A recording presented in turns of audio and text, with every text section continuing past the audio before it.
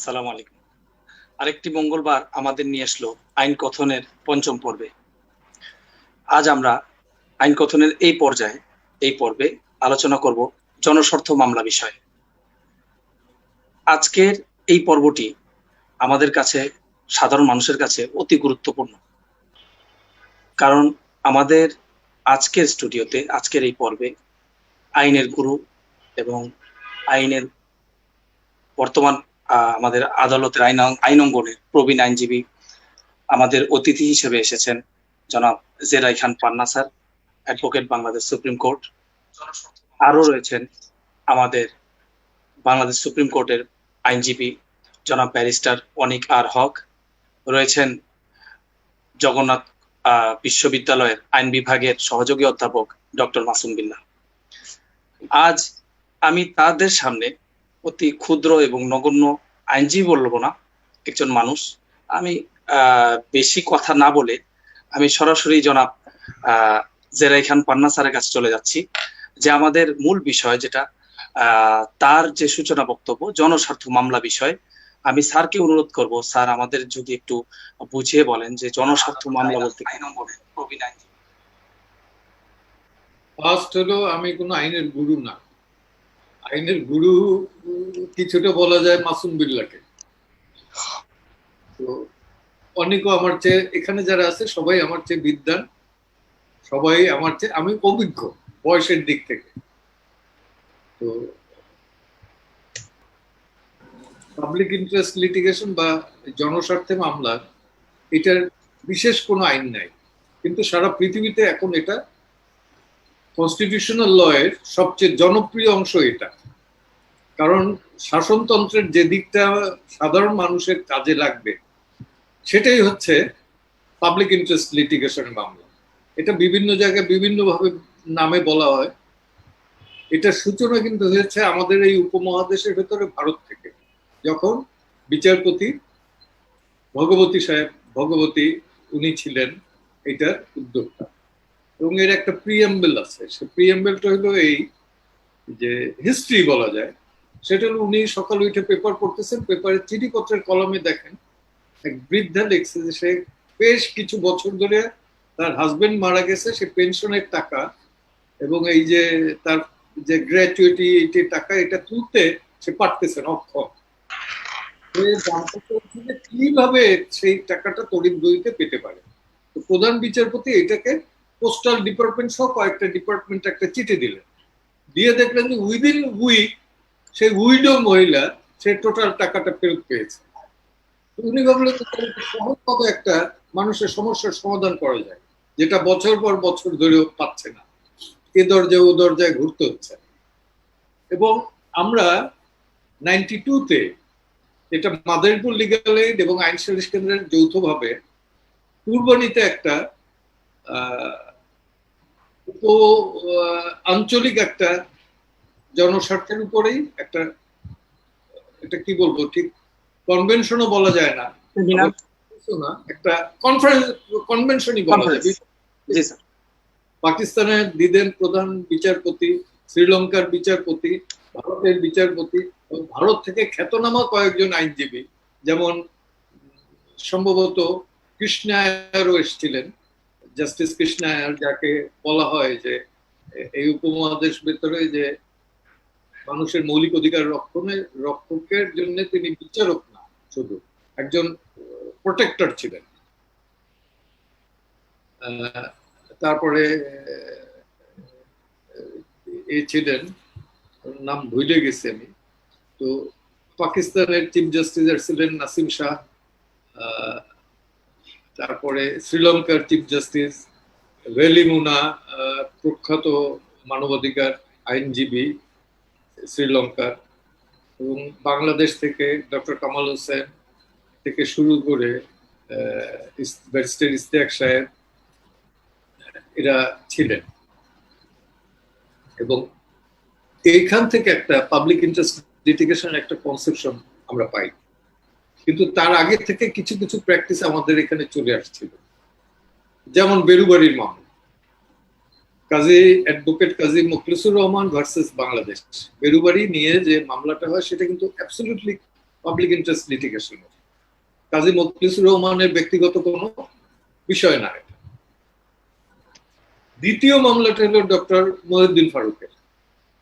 সেই মামলায় মহিউদ্দিন ফারুক হেরে যায়, বাট কিন্তু একটা ইন্টারপ্রিটেশন আসে, সেটা হলো যে এটা কি বলে ওই SAP 20 না মানে লোকাস স্ট্যান্ডে ও এগ্রিড পারসন, সংক্ষুব্ধ ব্যক্তি। লোকাস স্ট্যান্ডে পার্সোনালি আসতে হবে সেটা না, কেউ আসতে পারে। এইখানে একটা বাদ ভাঙা আমাদের কাছে ইন্টারেস্টিং যেটা, সিমিলারলি কিন্তু আমি একটা মামলা হঠাৎ আজকে আমার খেয়াল হইলো, যখন মুনির বললো যে কি কি মামলা করেছেন, তখন আমার খেয়াল হইলো যে 1986 বার কাউন্সিল ইলেকশনের পর আমি এবং আমার সাথে আরো 6 ফ্রেন্ড 7 জন মিলে একটা মামলা করলাম বার কাউন্সিলের এগেইনস্টে। সেই মামলাটা ছিল তখন বার কাউন্সিলের 2 দিন বসে ভোট হইতো। তো দেখা গেছে যে আমার 3টা জায়গায় ভোট আছে, ঢাকা বারেও আছে, সুপ্রিম কোর্ট বারেও আছে। আমি ঢাকা বারেও দিয়ে আবার সুপ্রিম কোর্ট বারেও এসে দিতাম। আমরা এটা চাই, এবং তখন আবার ভোট কাস্ট করতো কারা, এই অফিসার ছিল বারের স্টাফরা, প্রত্যেকটা মফস্বলে বারের স্টাফরা ছিল। আমরা ওইটা চ্যালেঞ্জ করলাম এবং আমি ছিলাম ফার্স্ট পিটিশনার, যে কারণে ওইটা বিসিআর এ হ্যাঁ এইটা বিসিআর এ রিপোর্টেড হয়েছে। তো সেইটা দিয়ে হলো কি যে একদিনে মামলা এবং জুডিশিয়াল অফিসাররা এটা প্রিসাইডিং অফিসার থাকবে, এই ধরনের একটা অর্ডার হলো। যদিও আমার ওইটা আমি মামলা হেরে গিয়েছি, কিন্তু এই ডিরেকশন গুলো এসে গেছে। তো তারপরে যেটা হলো সেটা হলো পরবর্তীতে আমরা দেখলাম যেটা মেইনলি স্পার্কিং মামলা হলো কিন্তু বস্তির মামলা। বস্তি উচ্ছেদের এই মামলা এইটা কিন্তু স্পার্ক করে সোসাইটিতে, দেশে, রাজনীতিতে, সর্বক্ষেত্রে। বস্তির মানুষ যে মানুষ সেইটা আমাদের এখানে তো আমরা হিসাবে ধরতাম না। আমাদের এখানে ক্লাস ডিভাইডেড সোসাইটি, তারপরে উঠতি ক্যাপিটালিজমও বলা যাবে না, একটা লুটপাটের রাজনীতি। তো সেইখানে গরিব মানুষ তো মানুষের পর্যায়েই না, মানে রোমান স্লেভ না হইলে বড় স্লেভই বলা যায়। গার্মেন্টস হওয়ার আগ পর্যন্ত তো এরা তো সবাই ছিল ঘরে কাজের বুয়া, এবং কাজের বুয়াদের আমরা কখনোই একটা বালিশও দেই না, মশারিও দেই না। এরা যখন গার্মেন্টস এ গেছে তখন কিন্তু দেশের জন্য সবচেয়ে বেশি উপার্জন বলি বা উন্নয়ন বলি, সেটার মূল দাবিদার কিন্তু এই অনগ্রসর মহিলা অংশ, যাদের জন্য রাষ্ট্র সমাজ কখনোই কিছু করে না। তো তেমনি এই বস্তিবাসী যারা, তাদের উচ্ছেদ করা এটা হলো একটা নিত্য নৈমিত্তিক ব্যাপার। এবং বস্তির মামলা নিয়ে আইন সালিশ কেন্দ্র যখন মামলাটা করার পরে আইন সালিশ কেন্দ্র এবং সাথে বোধহয় সম্ভবত তখন ব্লাস্ট হয়েছে। তো এরপরে আমরা দেখলাম যে রুল ইস্যু হওয়ার পরই হাইকোর্টের সামনে বস্তি বসাই দেওয়া হলো, এবং খ্যাতনামা আইনজীবী ডক্টর কামাল হোসেন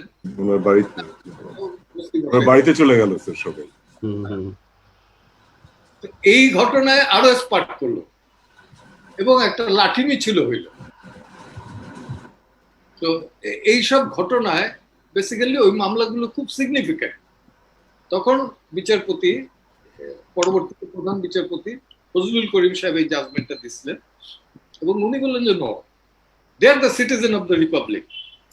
তারা বস্তিতে থাক আর বাড়িতে থাক, গুলশানে থাক বা যেখানেই থাক, অল আর ইকুয়াল, এবং এদেরকে বঙ্গোপসাগরে ফেলে দেওয়ার কোনো রাইট কারণ নাই, এদের উচ্ছেদ করার রাইট কারণে। এবং ওখানে একটা ডিরেকশন আসলো একদম এইভাবে যে সরাসরি এদের রিহেবিলিটেড না করে, অল্টারনেটিভ রিহেবিলিটেড না করে উচ্ছেদ করা যাবে না। আমি মেরিটসটা পরে বলতেছি। এইটা এখন এই আলোচনার এই পর্যায়ে স্যার আমরা ব্যারিস্টার অনেক স্যারের কাছে চলে যেতে চাই যে পিআইএল মামলা স্ট্যান্ডিং একটা গুরুত্বপূর্ণ বিষয় এসে দাঁড়িয়েছে। তো স্যার, সার্বিক বিষয় যেমন রিটে স্ট্যান্ডিং একটা বিষয় প্রমাণ করা লাগে, পাবলিক বডির এগেনস্টে একটা সু করতে হলে বা একটা পিটিশন ফাইল করতে হলে, কিন্তু পিআইএল এর ক্ষেত্রে স্ট্যান্ডিং জিনিসটাকে একটু ওয়াইড করে দেওয়া হয়েছে স্যার। তো এই বিষয়টা স্যার আমাদের যদি একটু বুঝিয়ে বলতেন স্যার। আমাদের যেটা আর্টিকেল 102 রয়েছে, সেখানে রয়েছে শব্দটি যেটি যে সংক্ষুব্ধ ব্যক্তি, অর্থাৎ অ্যাগ্রিভড পার্সন। তো বেসিকলি প্রবলেমটা যেটা হয়েছিল যে সেই অ্যাগ্রিভড পার্সনটা কে হতে, সেটি স্যার পান্না স্যার যে কেসের কথা বলছিলেন, বেরুবাড়ির কেস, তারপর আরো কেস যেগুলো ছিল এরকম যে যেটাকে আমরা বলি সংবাদ সংস্থার কেস, যে তারা এসেছিলেন সংবাদ সংস্থার সবার ব্যাপার বলতে, কিন্তু একজন এসেছিলেন বাড়িতে। তো তখনকার যে অ্যাপ্রোচটা ছিল সেটা ছিল খুব রেস্ট্রিকটিভ একটা অ্যাপ্রোচ। বলা হয়েছিল যে না, সংক্ষুব্ধ ব্যক্তি মানে যাকে ডাইরেক্ট যার ক্ষতি হচ্ছে শুধুমাত্র সেই আসতে পারবে। যে কারণে যে বেরুবাড়ির কেসে কাজী মুখলেসুর রহমানের কেস যেটি, সেটিতে কিন্তু মানে আশানুরূপ ফল ওনারা পাননি। সেম বিএস সংবাদপত্র কেসেও সেভাবে ওনারা পাননি। পরবর্তীতে যখন ডক্টর মহিউদ্দিন ফারুকের কেসটি হলো, যেটি ফ্যাক্ট 20 কেস বলছিলেন বিল্লা স্যার, যে মাসুম বিল্লা স্যার, যে fact 20 case, this fact 20 case actually paved the way. কারণ বাই দ্যাট টাইম যেটা হয়েছিল, ইন্ডিয়াতে চলে আসলো হচ্ছে এয়ারপোর্টের কেস, তারপর ওদের যেটা জাজের অ্যাপয়েন্টমেন্ট কেস, সেগুলোতে এসে তখন যেটা বলা হলো যে এখন থেকে লোকাল স্ট্যান্ডার্ডটা একটা হবে যে যদি সমাজের যেই অংশের কেউ কোর্টের মধ্যে আসতে পারছে না, তার পক্ষে সমাজের অন্য যে কোনো কেউ যা তাদের জন্য হৃদয়ে রক্তক্ষরণ, for those part of the society for whom the heart bleeds, any such person can come. তো এইটার মাধ্যমে কিন্তু আস্তে আস্তে ওপেন করা হলো। এছাড়া আমাদের হেভিয়াস কর্পাস আমরা সবসময় দেখি যে অ্যাগ্রিভড পার্সন ছাড়া অন্য কেউ এসেও করছে, কিন্তু when it comes to this was the case of Mohiuddin Faruk, যেটাতে আসলো। পরবর্তীতে এটাকে আরো অনেকগুলো কেসে কি বলবো যে অ্যাফার্ম তো করাই হয়নি, আরো বরং ওয়াইড করা হয়েছে। যেমন 21 টেলিভিশনের কেসে ঢাকা ইউনিভার্সিটির 2জন প্রফেসর এবং একজন সাংবাদিক মিলে 21 টেলিভিশনের লাইসেন্সের বিরুদ্ধে মামলা করেছিলেন। আমাদের পরবর্তীতে চিফ জাস্টিস হয়েছেন কে হাসান সাহেব, ওনার যে জাজমেন্ট হচ্ছে সেখানে কিন্তু এই অ্যাগ্রিভড পার্সনের ডেফিনিশনটাকে আরো ওয়াইড করে দেওয়া বলা হলো যে শুধু মানে anyone can come with anything. That is, আমার মনে হচ্ছে যে এখানে আমার আসা দরকার, আমি চলে আসলাম। ওই কি বলবো যে নাগরিকদের ওই অংশটুকুর কোর্টে আসার সামর্থ্য থাকুক বা না থাকুক, ওরা আসছে না, আমি চলে আসলাম, এরকম একটা ব্যাপার। তো এইরকম ওয়াইড হয়ে যাওয়ার ফলে যেটা দেখা গেল যে তখন পাবলিক ইন্টারেস্ট লিটিগেশন আস্তে আস্তে কি বলবো তার যে অ্যাকচুয়াল স্পিরিট সেটা হারিয়ে ফেলছে। তখন পিআইএল পাবলিক ইন্টারেস্ট লিটিগেশন না থেকে হয়ে গেল পাবলিসিটি ইন্টারেস্ট লিটিগেশন। ঠিক আছে, তো তখন আবার আস্তে আস্তে একটু রেস্ট্রিক্ট করা হলো। তো আলটিমেটলি এখন যেটা আমাদের ইতে দাঁড়িয়েছে, দুটো কেস আমি বলতে পারি যে খুব ইম্পর্টেন্ট। একটা হচ্ছে আবু সাইদ ভার্সেস ইন্ডিয়া, যেটা 22 বিএলসি তে রিপোর্টেড হয়েছে। সেখানে কিছু গাইডলাইন দিয়ে দেওয়া হয়েছে যে এইসব ক্ষেত্রে এইসব ব্যক্তিরা আসতে পারবে। টোটাল বোধহয় 12টা না 13টা একদম স্পেসিফিক গাইডলাইন দিয়ে দিয়েছিল আমাদের তৎকালীন। ওই গাইডলাইনটা কি স্যার মানে সবার জন্য, মানে পরবর্তী যারা অ্যাপ্লিকেন্ট যারা আছে, যারা লিটিগেন্ট যারা আছে, যারা মামলা করবে, তাদের জন্য বাধ্যকর কিনা? আমার যেটা সেটা হচ্ছে যে এই ধরনের গাইডলাইন যদি বলা হয় সেটাকে কোনোদিনই বাধ্যকর না। দ্যাট ইজ অ্যাকচুয়ালি একটা কি বলবো যে গাইডলাইন, এটা ফলো করতে পারে। Exactly, this are the basic tests the জাজেস should follow before criteria sir. Exactly, this are not মানে ধরা বাঁধা যে ফাইন্ডিং ক্রাইটেরিয়া, নট নেসেসারি। কারণ এটার পরে আবার আরেকটা আসলো হাইকোর্ট থেকে একটা জাজমেন্ট, যেটা অ্যাপিলেট ডিভিশনও আপিল হয়েছে, that is Imrul Kayes versus Bangladesh. এই এটাতে যেটা হয়েছিল এনভিআর এর কেসে, সরি আবু সাইদের কেসটাতে, ওটাতে আইনজীবীরা লয়ার কি বলে আইনজীবীরা করতে পারবেন কিনা, পিআইএল নিজে করবে কিনা, করতে পারবেন কিনা সেটার ব্যাপারে সাইলেন্ট ছিল। সো ওই জিনিসগুলোকে আবার ওপেন করা হলো ইমরুল কায়েসে এসে। এখন যেটা দাঁড়াচ্ছে যে অ্যাকচুয়ালি আমরা we are back to what justice Bhagwati said, or actually even if I go before that ব্ল্যাকবার্নের কেস যেটা ডিসাইড হয়েছিল ইংল্যান্ডে, that any person whose heart bleeds for his fellow citizens and those citizens who cannot come to the court, if that person goes and approaches the court, he has the local standing. সেই সংক্ষুব্ধ হয়ে যায়, যারই public spirited একটা person হতে হবে। এখানে interesting যেটা জিনিস ছিল, ওই যে মহিউদ্দিন ফারুকের সময় বলা হয়েছিল যে পাবলিক স্পিরিটেড পার্সন ছাড়া হতে হবে না। এখন পাবলিক স্পিরিটেড কি, এটা একটা বিশাল ডিবেটের ব্যাপার। এখানে আমিও আজকে একটা স্পেসিফিক বিষয়ে পাবলিক স্পিরিটেড হতে পারি, মাসুম বিল্লাহ স্যার হতে পারেন, পান্না স্যার তো আসেনি আমাদের সবারইতে। So actually I would say যে এখানে ধরা বাঁধা কোনো কিছু না, কিন্তু যখনই আমাদের কারোর হৃদয়ে মনে হবে যে হ্যাঁ ওরা আসতে পারছে না, আমি চলে যেতে পারি, আই উড সে যে that is the basic. G sir, exactly. এই পর্যায়ে যেটা আপনাদের বিজ্ঞ স্যারদের কাছে আমরা শুনলাম যে জনস্বার্থ মামলার মধ্যে এত ক্রাইটেরিয়া, আবার ফিরে আসা, আবার চলে যাওয়া, তো এই বিষয়টা কিন্তু একটু ভেগ চলে আসছে। তো এই পর্যায়ে আমি মাসুম বিল্লাহ স্যারের কাছে চলে আসতে চাচ্ছি যে স্যার, আমরা এখন আমাদের যে সূচনা বক্তব্য যে whether it's a paradox or panacea or Pandora's box, তো এই বিষয়টা যদি আমাদেরকে বুঝিয়ে বলতেন স্যার, যারা সাধারণ মানুষ আছে আমাদের মতো, তারা আমরা একটু বুঝতাম। মুনির, আপনাকে ধন্যবাদ। আমি সবাইকে প্রীতি এবং শুভেচ্ছা জানিয়ে আমার কথা বলছি। এখানে দুজন বিজ্ঞ আইনজীবী রয়েছেন এবং পাবলিক ইন্টারেস্ট লিটিগ্যান্ট রয়েছেন, পাবলিক স্পিরিটেড লয়ার রয়েছেন, সর্বজন শ্রদ্ধেয় অ্যাডভোকেট জেদাই খান পান্না স্যার। এই কিছুদিন আগেও আপনার মনে থাকবে যে কাবিননামায় যে 5 নম্বর কলামে যে কুমারী শব্দটা লেখা হয়, এতদিন আমরা আন্ধা ছিলাম, তাই না? জেন্ডার জাস্টিসের কথা বলি, ইকুয়ালিটির কথা বলি, সমতার কথা বলি, উইমেন এম্পাওয়ারমেন্টের কথা বলি, তাই না? সেখানে জেদাই খান পান্না স্যার লিড করেছেন এবং একটা ভালো রায় এসেছে। আমি মনে করি এই যে পাবলিক ইন্টারেস্ট লিটিগেশন এর যে অর্জন, অন্যতম একটা অর্জন। ব্যারিস্টার অনেক এই সময়েও কিছু কিছু বিষয়ে কোর্টের দরজায় দৌড়ে গেছেন, এমনকি অনলাইনেও সাবমিট করেছেন কোভিডের সময়েও।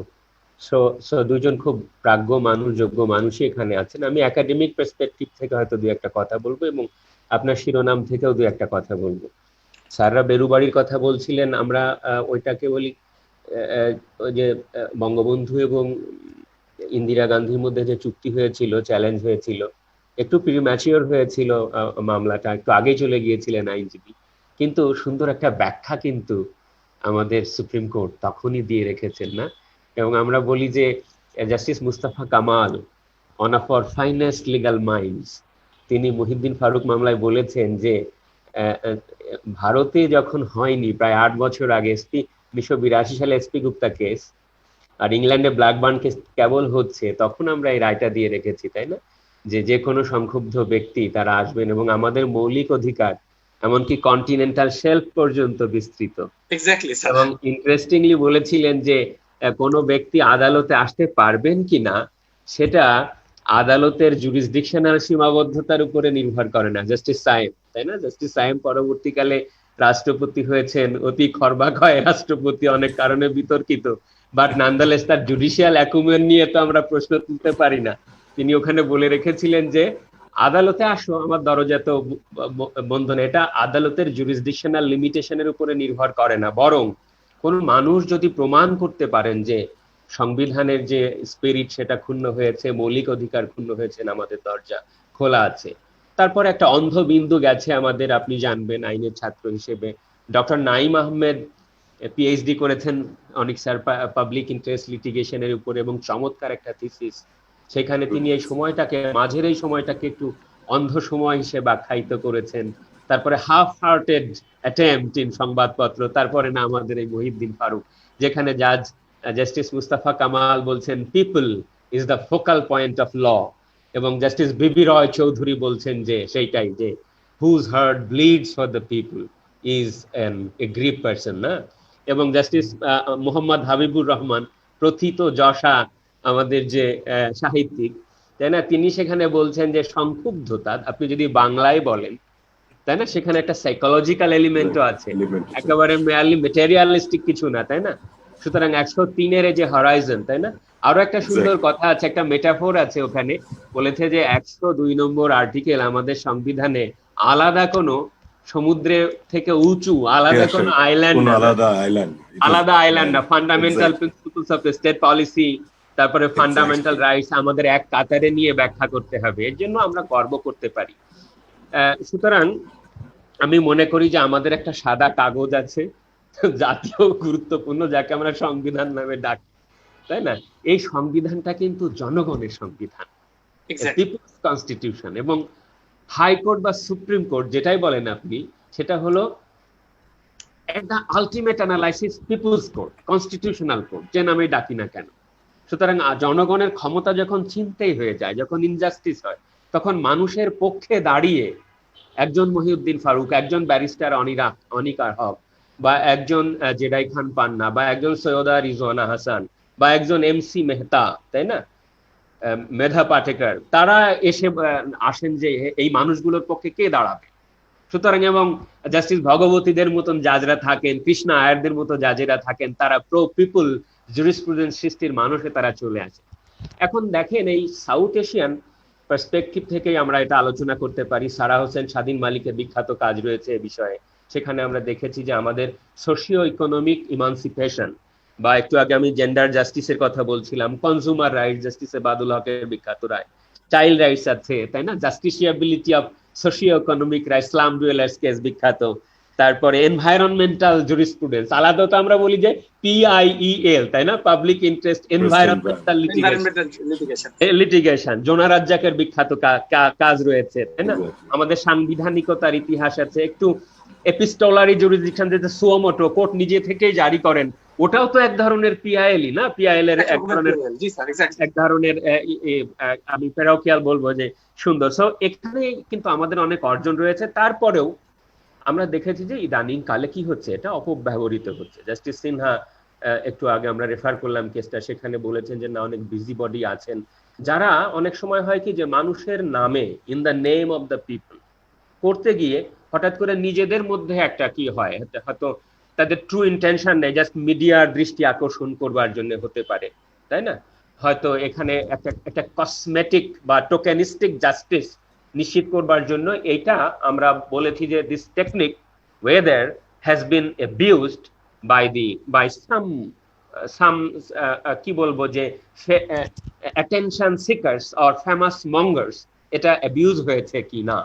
সেই জন্যই আমাদের কথা হচ্ছে যে এই তিনটা শব্দ যে আপনি যে শিরোনামটা দিয়েছেন, আমি মনে করি বেশ ইন্টারেস্টিং এবং এর মধ্যে বেশ কিছু ইমপ্লিকেশনস রয়েছে। আমাকে আর একটা মিনিট সময় দেন, আমি ব্যাখ্যা করব। অবশ্যই স্যার, আপনি you take your time sir, আমাদের বুঝিয়ে বলেন যে আসলে প্যারাডক্সের বিষয়টা। এটা আসলে প্যারাডক্স মানে তো ধরেন ধাঁধা, বা আমরা ধাঁধায় পড়ে যাই। কেন আমি এটা প্যারাডক্স নামে বলবো এটাকে, এই কারণে যে একদিকে ডাকছি লিটিগেশন, কেননা লিটিগেশন শব্দটা আমাদের একটু কিন্তু we are being allergic to the term litigation, কেননা সিভিল লিটিগেশন, ক্রিমিনাল লিটিগেশন এবং ওখানের যে প্রতিকার খুব একটা পাওয়া যায় না। কিন্তু PIL হচ্ছে কি, আমার এখনই দরকার, নগদ দরকার, তাই না, যে অক্ষ নিদান, নিজে খামু না পোলাগো খামু না, তাই না, তাড়াতাড়ি আমি কোর্টের দরজায় যাওয়া দরকার, তাই না, মানুষের অধিকার লঙ্ঘিত হয়েছে, পরিবেশ বিপর্যয় হয়ে যাচ্ছে, তাই না, তখনই আমি। এর দ্বারা তো সাধারণ মানুষের অনেক উপকার হয়েছে স্যার, পুরো বাংলাদেশের কিন্তু একটা স্বার্থ সিদ্ধির ব্যাপার চলে এসেছে। এখানে যদি এই জিনিসটা অনিয়ন্ত্রিত চলে যায় বা অনিয়ন্ত্রিত হয়ে যায়, তখন সেক্ষেত্রে স্যার কি করা যেতে পারে বা কি অবস্থা? সেজন্য আমি আপনার প্রশ্নের উত্তরেই আসছি। ওই যে পাবলিক ইন্টারেস্ট আবার লিটিগেশন নামে ডাকলাম, আমার কাছে মনে হয়েছে এর মধ্যে একটা কি ধাঁধা রয়ে গেল কিনা। এবং একদিকে দেখবেন যে আমরা একটা পলিটিক্যাল এনভায়রনমেন্টে বাস করি, তো এর কিন্তু কিছু পলিটিক্যাল নুয়ান্সে যাচ্ছে, যে আপনি যদি তাড়াতাড়ি একটা রায় এনে দিতে পারেন বা কোনো একটা ডিসকোর্সে কনস্টিটিউশনালিজমকে নিয়ে যেতে পারেন, তাহলে হয়তো রাজনৈতিক ধারা আর এক রকম তৈরি হবে। ফর এক্সাম্পল 13th অ্যামেন্ডমেন্ট, তাই না, 13th অ্যামেন্ডমেন্ট কিন্তু স্যার প্রথমে ওই যে 2005 সালে যে মামলাটা প্রথমে হয়েছিল M সলিমুল্লাহ, ওটা কিন্তু PIL ফর্মে করা হয়েছিল। এবং তখনকার রাজনৈতিক প্রেক্ষাপটে তত্ত্বাবধায়ক সরকারকে আমরা কি বললাম যে ইট ইজ কনস্টিটিউশনাল। কিন্তু আমরা জানি যে 2006, 7, 8 তারপরে একটা ইন্টাররেগনাম কি বলবো যে উপমিলিটারি সামরিক শাসক গেল, তাই না। তারপরে 2009-এর নতুন রাজনৈতিক বাস্তবতায় কোর্ট সিদ্ধান্তে পৌঁছলেন যে এটা সংবিধান সম্মত নয়। আমরা অনেক সমালোচনা করেছি, আবার হয়তো ভেবেছি যে না, আজকে না শিখলে কবে শিখবো, তাই না, দুই দিকই আছে। তাহলে একটা রাজনৈতিক দিক আছে, তাই না। সুতরাং আমি মনে করি যে এর মধ্যে একটা প্যারাডক্সিক্যাল ব্যাপার তো আছে। আর প্যানাসিয়া কি, যে এই যে হয় কথা হতে না হতেই চলে যাওয়া, যে আমি টেনিস খেলতে পাচ্ছি না, আমি কি বলবো যে আমার এই বাগানে কাঁঠাল হয়নি, এই যে কোনো কাজে চলে যাওয়া, এইটাই যে বিজি বডি, এইটা একটা আমাদেরকে উদ্বিগ্ন করেছে। কিন্তু আপনি ঠিক আছে, হালদা নদীতে মারা যাচ্ছে, যে ডলফিন মারা যাচ্ছে, ঠিক আছে, আমরা কোর্টে গেলাম এবং কোর্ট বললেন যে সরকার কি ব্যাপার, তোমরা কি করছো, বুড়িগঙ্গা নদী দূষিত হয়ে যাচ্ছে, দখল হয়ে যাচ্ছে, আমরা আদালতে গেলাম, কি ব্যাপার, এটা ঠিক আছে। কিন্তু ধরেন জাস্টিস খায়রুল হক বললেন যে আপনি বুড়িগঙ্গা পরিষ্কার করেন, এখন কোর্ট বললো যে মানে সরকার বললো যে ঠিক আছে আপনি গিয়ে করে আসেন, মানে let the court do it, the court has decided so, let the court do it। তো এটা হয় কি যে কে বাস্তবায়ন করবে? সুতরাং এটা সর্বরোগের দাওয়ায়ও কিন্তু বলতে পারছি না, তাই না? এবং সর্বশেষ কি হচ্ছে, প্যান্ডোরাস বক্স, যে আসলে কি তাহলে এমন করে কি আমরা একটা বাক্স খুলে দিয়েছি যে সবাই এটাকে ঠিক আইনটাকে সুন্দর করে চর্চা না করে, সাংবিধানিকতাকে চর্চা না করে, সুন্দর সুন্দর পিআইএল কে পেছনে ফেলে আজে বাজে রাজনৈতিক ব্যাপারগুলো সামনে আসবে এবং মিডিয়ার দৃষ্টি আকর্ষণ করবার জন্য এক ধরনের কি বলবো যে প্রতিযোগিতা হবে, তাহলে এটা তো আমরা মানতে পারছি না। সুতরাং এই যে 3 P's, যে পাওয়ার, প্রিভিলেজ, পজিশন, এটা সৃষ্টিতে হবে, নাকি পিআইএল এর যে অরিজিনাল স্পিরিট ছিল, socio economic emancipation of the people বা social justice as enshrined in the preamble of the constitution, সেটা, এই দ্বন্দ্বটাই কিন্তু আমাদেরকে সামনে, এই প্রশ্নটাকে সামনে তুলে এনেছে। আমাদেরকে দেখতে হবে যে কেমন করে, কতটুকুন সুন্দর করে আমরা এই পিএল স্ট্র্যাটেজিকে ব্যবহার করতে পারি। জি স্যার। স্যার এই পর্যায়ে আমি স্যারের সাথে আলোচনা করব মানে বাংলাদেশের ইতিহাসে পিআইএল খুব জনপ্রিয় মামলাগুলো, যার মাধ্যমে জনস্বার্থ, আসলে জনস্বার্থের জন্যই মামলাগুলো হয়েছে। এই জন্য আমরা আমাদের সিনিয়র আমাদের যারা আছেন জেরা খান পান্না স্যারের কাছে চলে যাচ্ছি। স্যার, যে আপনার স্যার একটা মামলা রয়েছে যে এটা এখন খুব ইন্টারন্যাশনাল জার্নালেও পাবলিশ হয়েছে, যে জেরা খান পান্না ভার্সেস বাংলাদেশ। এখানে বাংলাদেশ সংবিধানের আর্টিকেল 46 এর বিষয়ে স্যার আপনি একটি পিআইএল করেছিলেন স্যার। তো এই বিষয়ে স্যার যদি একটু বলতেন। আর এর বিষয়ে এই পিআইএল এর আরেকটি গুরুত্বপূর্ণ মামলা নিয়ে আমরা এর পরবর্তীতে অনেক স্যারের কাছে চলে যাব। তো স্যার আমাদের যদি একটু বলতেন ওই আপনার গুরুত্বপূর্ণ মামলাগুলির বিষয়ে স্যার। পান্না স্যার। স্পেসিফিক ওই মামলাটা হলো 2002 সালে অপারেশন ক্লিন হার্ট হয়। জি স্যার। সেটা যৌথ বাহিনী, অর্থাৎ পুলিশ, আর্মি, বিডিআর, তখন তো বিডিআর ছিল, বিডিআর, এরা সহ সারা বাংলাদেশ ব্যাপী একটা অপারেশন চলে।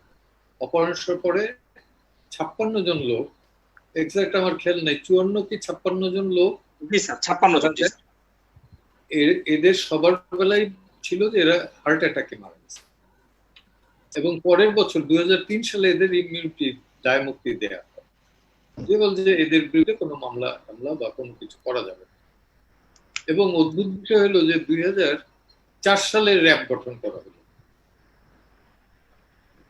তো এই ঘটনাগুলো কিন্তু আমাদের তখন মাথাতেই ছিল। তো আমরা একটা টাইমের জন্য ওয়েট করতেছিলাম, যখন তখন আসলে করা যায় না। এইটা আসার পরে আমরা ওই যে দায় মুক্তি, ওইটা চ্যালেঞ্জ করলাম। চ্যালেঞ্জ করার পরে সেটা আমাদের রুল অ্যাবসলিউট হলো। সেটার কথাই বোধহয় মুনির বলতেছিলাম, তাই তো? জি স্যার। জি স্যার। ওটা থেকে আপনার এটা তো যদিও এটা পিআইএলই, তবে এছাড়াও স্যার আপনার যদি আমাদের শেখানোর জন্য কোনো মামলার রেফারেন্স যদি মনে চায় যে স্যার ডিসকাশন হিসাবে আনবেন, যদি কোনো মামলার বিষয়গুলি স্যার আমাদের নিয়ে আসতে, যে প্র্যাকটিক্যালি এই মামলাগুলো কিভাবে হয় বা কি কি মানে বাধা দ্বারা ফেস করতে হয়, কি কি ক্রাইটেরিয়া ফেস করে এসে এই মামলাগুলি একটা রায় চলে আসে এবং এর মাধ্যমে জনস্বার্থ সিদ্ধি হয়, এই বিষয়ে স্যার যদি আমাদের একটু বলতেন। মনির, আমি কি জাস্ট 1 মিনিট একটু ইন্টারভেন করব? এইটা প্লিজ স্যার, প্লিজ। পান্না স্যারের এই মামলাটা কিন্তু অন্যতম একটা ল্যান্ডমার্ক মামলা হয়েছে, অপারেশন ক্লিন হার্ট। আপনি জানবেন যে 2004 সালে যখন 4 দলীয় জোট সরকার ক্ষমতায় ছিল, তখন এই ক্লিন হার্টটা হয়েছিল। এবং আমাদের দেশে আপনি জানবেন যে এক ধরনের কালচার অফ ইম্পিউনিটি বিভিন্ন ক্ষেত্রে, বিশেষ করে রাষ্ট্রীয় বাহিনী যখন রাষ্ট্রীয় ক্ষমতায় বা মদদে যখন বিনা কারণে মানুষকে হত্যা করে, তাদের বিচারটা চাওয়া যায় না। এবং আনফরচুনেটলি আমাদের সংবিধানের মতন একটা প্রোগ্রেসিভ সংবিধানে আর্টিকেল 46 নামের এই ইমিউনিটিটা আছে, ওইটার ইন্টারপ্রিটেশনটা জড়িত ছিল। এবং আমরা খুবই মানে আমাদের এটা ভালো হয়েছে আমাদের জন্য, ওটা কোর্ট একটা সুন্দর ইন্টারপ্রিটেশন দিয়েছেন যে সভরেন ফাংশন, নন সভরেন ফাংশন, এবং সেখানে কখন রাষ্ট্রীয় বাহিনী দায়ী হবে না হবে, এবং র্যাব যে কিলিং গুলো করে, এই কিলিং গুলোকে যদি ভবিষ্যতে চ্যালেঞ্জ করা হয়, আমি জানি না যে অলরেডি কোনো মামলা চ্যালেঞ্জ আকারে আদালতে পেন্ডিং আছে কিনা। আমার মনে হয় this operation clean heart case, কিন্তু এই মামলাটা কিন্তু যে আর্টিকেল 46 যেটা আছে, এটা হ্যাঁ, কিন্তু পুরো পাকিস্তান যে কনস্টিটিউশনটা আছে, সেই কনস্টিটিউশন আর্টিকেল 235 এ কিন্তু একই জিনিস ছিল স্যার, একই লেখা ভার্বাটিভ, এবং ইন্ডিয়ান কনস্টিটিউশন আর্টিকেল 35 এ কিন্তু একই কথা স্যার। হ্যাঁ, মানে স্যার, আমরা এটা বলি যে বললেন, article 46 is a stigma in forehead of Bangladesh constitution. আরেকটা যেটা স্যার আমি একটু আপনার পানা স্যারের সাথে যোগ করি, সেটা হচ্ছে যে ওই ক্লিন হার্টের সময় বলতে হচ্ছে যে হার্ট অ্যাটাকে মারা গেছে, এখন Crossfire, both are the same. We have just the terminology. So ঘটনা ওই একই জিনিসই রয়েছে স্যার, হয়তো আবারও আপনাকে নিয়ে আমাদের আগাতে হবে ভবিষ্যতে। স্যার এই পর্যায়ে স্যার আমি এই পিআইএল এর আরেকটা অন্য একটা ফেস নিয়ে আলোচনা করবো স্যার, যে বাংলাদেশের সরকারের দিয়ে নেই অনেকে। প্লিজ আমি প্লিজ ওইখানে থেমে নেই। আচ্ছা আমি মনে স্যার করি please sir go ahead sir please. ড্রিমটা কমপ্লিট হয়ে গেছে। আমি আরেকটা কোশ্চেন নিয়ে কিন্তু এই মামলাটা করছি। 2002 এর মামলা আমি এসে 12তে করব, কি কারণে 10টা বছর আমি এক্স্যাক্টলি স্যার, ওটা দিয়ে কিন্তু আমি আজকে যেটা ক্রস ফায়ার হইতেছে তাদেরও বুঝিয়ে দিতেছি, নান ইজ অ্যাবভ ল। জি, এক্স্যাক্টলি। আমি যেটা বলতে চাচ্ছিলাম স্যার, বাংলাদেশ সরকারের অনেক গুরুত্বপূর্ণ অর্থ অপচয় হয়ে যাচ্ছিল, এই বিষয়ে কিন্তু আমাদের ব্যারিস্টার অনিক স্যারের একটি মামলা রয়েছে, আসাফুদ্দৌলা ভার্সেস বাংলাদেশ। স্যার ওই মামলায় আমাদের একটু বিস্তারিত বলবেন স্যার, এই দ্বারা বাংলাদেশের এবং সাধারণ মানুষের কিভাবে স্বার্থ সিদ্ধি হয়েছে এই পিআইএল দ্বারা স্যার, এটা যদি আমাদের একটু ইলাবোরেট করতে স্যার প্লিজ। এটা একটু মানে দিস ইজ যেটাকে বলে যে আমার একদম নিজের সন্তানের মতন, মানে আমার প্রথম করা পিআইএল ছিল এটা। আমার মাথা অনেকদিন ধরে আসছিল। আপনারা দেখবেন যে আমাদের একটা কালচার আছে ওএসডি বলার, এটা একসময় খুব কি বলবো সম্মানের ব্যাপার ছিল যে তার নিজের দায়িত্বের বাইরে আরেকটি দায়িত্ব কাউকে দেওয়া হচ্ছে, কিন্তু পরবর্তীতে এটা যেটা দাঁড়িয়েছে যে ওএসডি মানে যে এই অফিসারটাকে সাসপেন্ড করে রাখা হচ্ছে, অফিসার অন স্পেশাল ডিউটি। তো এটা একটা সামাজিক স্টিগমা টাইপের চলে আসে। আমার বহু পরিচিত লোকজন ছিলেন, এটা হতো কি যে পলিটিক্যাল সরকার মানে এক সরকার পরিবর্তন আরেক সরকার আসলো, ওই আগের সরকারের যারা উপরের লেভেলের অফিসার ছিলেন সবাইকে ওএসডি করে দেওয়া হলো, নিজেদের অনুগতদেরকে এনে বসানো হলো, এই পলাবদলটা চলতো। তো গত 10 বছরে আমাদের এই সিস্টেমটা কমে এসছে, অনেকখানি কমে এসছে। তারপরেও তো আমরা হিসাব করে দেখেছিলাম যে এই ওএসডি থাকা অবস্থায় কিন্তু তাদের খালি কাজে যেতে দেওয়া হয় না, কিন্তু তাদের বেতন বেনিফিট সবকিছু তারা পায়। তো আমাদের ধারণা ছিল না যে কত টাকা মতন হতে পারে। তো একটা পেপারের নিউজে দেখেছিলাম যে 3 মাসের বোধহয় 3.5 কোটি না 4 কোটি টাকা তারা দিয়েছে। তো ওইটার উপরে বেস করে আমরা প্রায় 3 মাস খাটাখাটি করে পুরো বার করলাম যে বাংলাদেশে সেই মুহূর্তে কতজন ওএসডি ছিলেন, কি কি ছিলেন সবকিছু। তো আমরা দেখালাম যে এই মুহূর্তে বাংলাদেশে যখন আমরা কেসটা ফাইল করেছিলাম 2012 সালে, যে সরকারি অফিসারদের মধ্যে প্রায় 311 জনাকে ওএসডি করে রাখা আছে, এবং তাদের পিছনে প্রতি মাসের যদি আমি তাদের বেসিক বেতনটাই ধরি তাহলে কত টাকা যাচ্ছে। কেন আমি একজন নাগরিক হিসেবে এটাকে চ্যালেঞ্জ করব না যে এই সিস্টেমটা খারাপ, কারণ বলাই আছে 6 সপ্তাহের বেশি কাউকে ওএসডি রাখা যায়। আলটিমেটলি যখন আমাদের হিয়ারিং হলো, সবকিছু হলো, তখন আমরা যেটা দেখলাম খুব অবাক ভাবে যে 2006 সাল থেকে এই 2019 পর্যন্ত, গত বছর পর্যন্ত, অর্থাৎ এই প্রায় 15 বছরে 535 কোটি টাকা আমরা আমাদের রাষ্ট্রীয় পরিষদ থেকে 535 কোটি টাকা দিয়েছি এই ওএসডি দের বেতন হিসেবে, সম্পূর্ণ ওএসডি দের বেতন হিসেবে, যার দ্বারা আমাদের কোনো সরকারি কাজ হয় না। Exactly.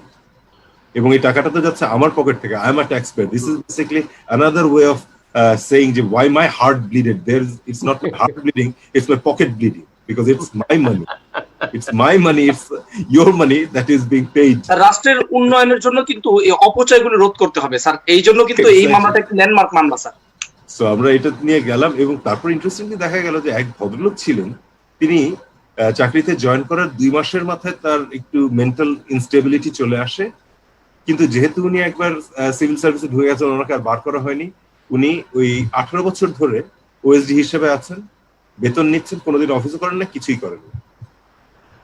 So this was the highest time যেটা আমি দেখেছি, যে 18 বছর ধরে এক ভদ্রলোককে ওএসডি করে রাখা ছিল। এরকম ফাইনাল হিয়ারিং এর সময় যখন সব লিস্ট নিয়ে আসা হলো, আমরা সবকিছু দেখে আমরা দেখলাম, আমাদের জাস্টিস জুবাইর রহমান চৌধুরী এবং জাস্টিস শশাঙ্ক সরকার, ওরা দুজন মিলে জাজমেন্ট দিলেন ওনারা অবাক হয়ে বললেন যে এইগুলো কিভাবে হতে পারে যে দিনের পর দিন, মানে এরকম প্রায় 17 জনকে আমরা পেয়েছিলাম যারা 10 বছরের বেশি সময় ধরে ওএসডি হিসেবে বসে আছেন এবং তারা বেতন নিচ্ছেন। তো এটিকে সম্পূর্ণ অবৈধ হিসেবে ঘোষণা করা হলো এবং বলা হলো যে এখন থেকে ওএসডি এভাবে করা যাবে না, নিয়ম অনুযায়ী 4 সপ্তাহের বেশি এখন থেকে কাউকে ওএসডি রাখা যাবে। স্যার এই মামলাটার রায় কি হয়েছিল যদি আমাদের একটু বুঝিয়ে বলতেন স্যার? যদি আমাদের রুল অ্যাবসলিউট করা হয়েছিল। যেটা খুব ইন্টারেস্টিং যেটা পয়েন্ট সেটা হচ্ছে যে এই যে first of all as usual এটাতে আমাদের পিটিশনার ছিলেন হচ্ছে একজন বিখ্যাত কি বলবো ফর্মার ব্যুরোক্র্যাট আসাফুদ্দৌলা সাহেব, আসাফুদ্দৌলা সাহেব। এবং আসাফুদ্দৌলা স্যারের স্ট্যান্ডিং নিয়ে কোয়েশ্চেন উঠেছিল, বলেছিল যে উনি কে, ওনার কি হয়ে যাচ্ছে।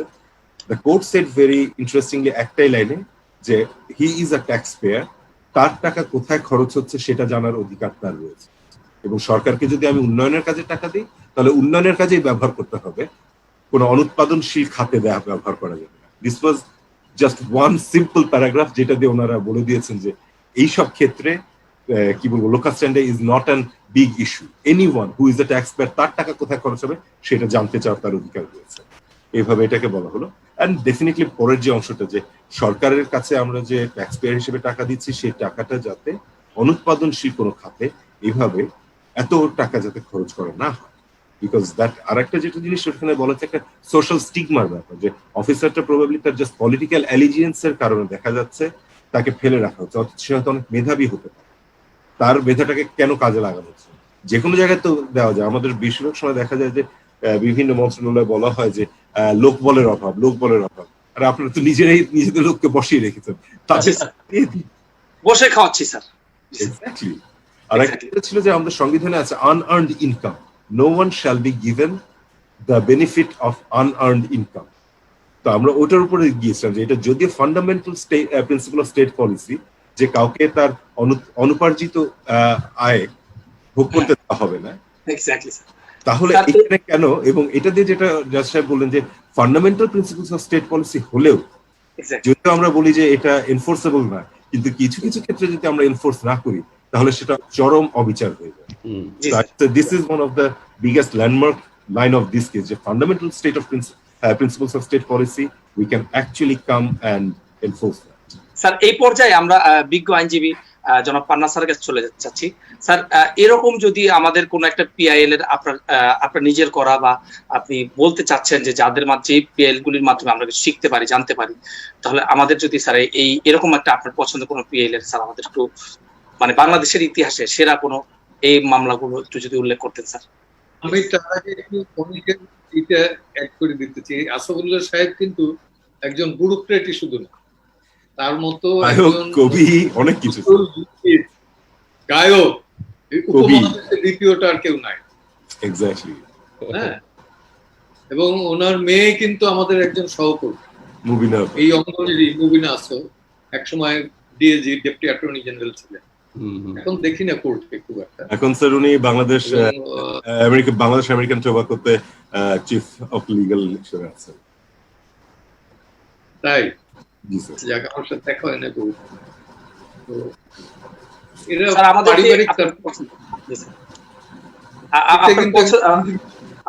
মানে নিজস্ব করা কোনো পিআইএল এর বিষয় যদি স্যার আমাদের বলি যে পিআইএল এর আমাদের একটা ধারণা আছে যে এটা শুধুমাত্র আর্টিকেল 102তেই হবে। আমার কাছে মনে হয়েছে এটা ভুল অনেকটা। এটা আমরা সিআরপিসি তেও যেতে পারি, সিপিসি তে তো পারি, সেখানে প্রভিশন আছে। সিআরপিসির একটা এক্সাম্পল দিয়েই বলি, তাইলে আপনারা বুঝতে পারবেন। লিমনের ঘটনা, একটা বাচ্চা ছেলে, স্কুল গোয়িং বয়, রিমোট ভিলেজে, তাকে গুলি করলো পায়ে। গুলি করলো তো করলোই, আবার তার এগেনস্ট একটা আর্মসের মামলাও দিয়ে দিল। এখন এই ছেলেটা যাবে কই? সে তো হতদরিদ্র। আইন সালিশ কেন্দ্র থেকে মামলাটা করা হইলো, তার ফার্স্ট হইলো তার বেইলের জন্য এবং ট্রিটমেন্টের জন্য, যাতে গভর্নমেন্ট এই ট্রিটমেন্টটা বিয়ার করে। তো ট্রিটমেন্টটা কোথায় হইতে পারে? সে তখন ছিল বরিশাল শেরে বাংলা মেডিকেলে। তা আমরা by the way phone over telephone খোঁজ খবর নিলাম যে কিরকম। ওখানে ডাক্তাররাই বললো যে আমাদের এখানে আর কি ট্রিটমেন্ট হবে, বেটার আপনার পঙ্গুতে নিয়ে যান। তা আমরা কোর্টে এটা বললাম। এটা কিন্তু ক্রিমিনাল বেঞ্চ, এবং জাস্টিস প্রিজাইডিং জাজ ছিলেন জাস্টিস নজরুল ইসলাম চৌধুরী। উনি একদম সাথে সাথেই বললেন যে নো, এর বিয়ার করতে হবে গভর্নমেন্টের টোটাল কস্ট, এবং উনি বেইল দিয়ে দিলেন, একটা প্যারাগ্রাফ অ্যাড করতে বললেন, দিয়ে দিলেন। এই যে লিমনের মামলা, এইটা থেকেও কিন্তু একটা it's a criminal case. Exactly. এবং আলটিমেটলি আমরা কিন্তু এখান থেকে হাইকোর্ট থেকে এটা রিলিজ পাই না, এটা ওই ঝালকারিতে যে মামলাটা হয়েছে সেই মামলা ফেস করে ওখান থেকে আমরা রিলিজ অর্ডার নিয়ে আসি। এবং অদ্ভুত একটা সৌভাগ্যের বিষয় হলো সেই লিমন পরবর্তীতে ব্র্যাক ইউনিভার্সিটি থেকে ল পাস করে এখন ইন্টার্ন হিসেবে ব্লাস্টে আছে। ও রিয়েলি? হ্যাঁ, এবং আমাদের জাস্টিস এর সাথে খুব ক্লোজলি কাজ করছে। জি স্যার, আলহামদুলিল্লাহ। সো তারপর স্যার আমাদের যদি এটা শেষ হয়ে যায় স্যার, আমি আপনার কাছে অনুমতি নিয়ে ডক্টর মাসুম বিল্লাহ স্যারের কাছে চলে যাচ্ছি স্যার, যে আমাদের যদি একটা কনফিউশন দূর করে দিতে পারেন স্যার, সেটা হচ্ছে যে জুডিশিয়াল অ্যাক্টিভিজম যেটা আছে এবং পিআইএল, এদের মধ্যে একটু সম্পর্কটা যদি স্যার একটু বিন্যাস করে দিতে পারতেন স্যার। ও, আমি কনফিউশনকে আরো জটিলতর করতে পারবো। যাই হোক, আমাদের লয়ারলি আলোচনা, স্যারদের উদাহরণ শুনছিলাম। আমাদের দর্শকদের জন্য বলি যে, সহজ করে বলি যে, আমরা সাধারণত যিনি সংক্ষুব্ধ হন, যিনি ক্ষতিগ্রস্ত হন, তিনি আদালতে যান। কিন্তু এমন কতগুলো বিষয় ঘটে, বা সরকারের ম্যাল অ্যাডমিনিস্ট্রেশন, অপশাসন বা ললেসনেস বা হোয়াটএভার, তার পক্ষ হয়ে মানুষের পক্ষে দাঁড়াবার জন্য একজন যান। সেই ধরনের মামলাকে আমরা নাম দিয়েছি জনস্বার্থ মামলা। ইংরেজিতে বলি আমরা পিআইএল, বা সংক্ষেপে ডাকি পিল। এখন এই পিল কি বিটার না সুইট, এটা নিয়ে আমাদের অনেক অসুবিধা। এখন আমাদের ঐতিহাসিক যে উত্থান, এই কনসেপ্টটা, সেইখান থেকে আমরা দেখেছি যে জাজ সাহেবরা সরকারের বিরুদ্ধে গিয়ে রায় দিতে চাইতেন না, তাই না? একটা কনজারভেটিজম, জুডিশিয়াল কনজারভেটিজম বা জুডিশিয়াল সেলফ রেস্ট্রেইন্ট। আদালত সংবাদপত্রে বলছেন যে না, আমরা পারবো না ভাই, এখানে লেখা এনি পারসন এগ্রিভড, তাই না? কিন্তু আবার যদি বলি এনি পারসন এগ্রিভড, তাই না, আমি যদি জোর আরোপ করি উচ্চারণগত ভাবে, তাহলে দেখবেন যে যে কেউ যেতে পারবে যদি সে সংক্ষুব্ধ হয়। তো এই যে আদালত আউট অফ দ্য বক্স, আক্ষরিক অর্থের বাইরে গিয়ে আইনের, তাই না, একটা সার্বিক চেতনাগত অর্থ দেন সংবিধানের। সংবিধানের উদ্দেশ্য ছিল মানুষের মুক্তি, সংবিধানের উদ্দেশ্য ছিল সোসাইটি ফ্রি ফ্রম এক্সপ্লয়টেশন, তাই না?